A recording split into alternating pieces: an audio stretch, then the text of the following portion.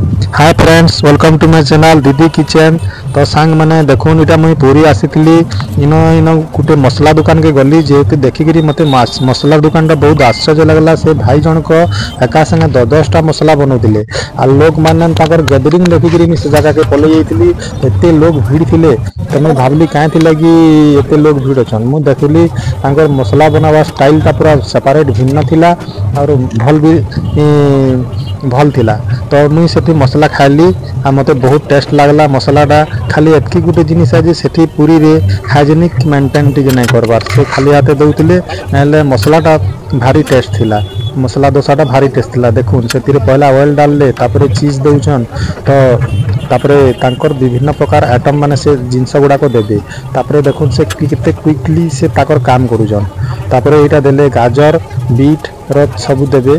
गाजर बीट दे सारला परे से आलू आलू दउछन। आलू तांकर मसला जेनटा थिला दउछन। एठी त मुई आलू मसला ऑर्डर नहीं करी मुई मशरूम पनीर मसलाटा ऑर्डर कली और मते बहुत भल भी लगला।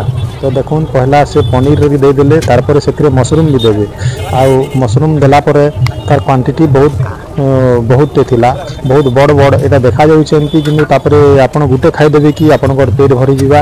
और भाई केते सुंदर भाव रे देखुन ताके बनाऊछन। देखुन तापरे सेटा के एबे आपन चीज आउ थरे देबे। से चीज आउ थरे देबे तापरे ताके से मिलाबे आ तापरे ताके मिलाला परे जकी से सर्व करबे।